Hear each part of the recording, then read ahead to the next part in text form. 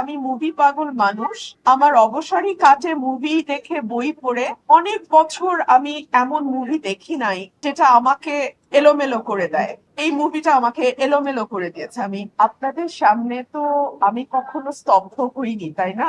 এই বোধহয় জীবনে প্রথম আজকে 15-16 বছর পর ক্যামেরার সামনে আমি স্তব্ধ।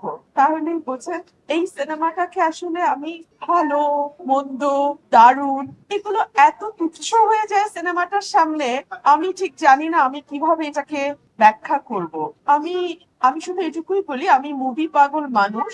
আমার অবসরই কাটে মুভি দেখে, বই পড়ে। তো আমি অনেক বছর আমি এমন মুভি দেখি নাই যেটা আমাকে এলোমেলো করে দেয়। এই মুভিটা আমাকে এলোমেলো করে দিয়েছে। আমি সব সব সব আমি কোনোটা, আমি সিনেমাটোগ্রাফির থেকে আমি তাদের অভিনয়কে আলাদা করতে পারবো না। আমি সাধুর সাথে আমি তাকে আলাদা করতে পারি না।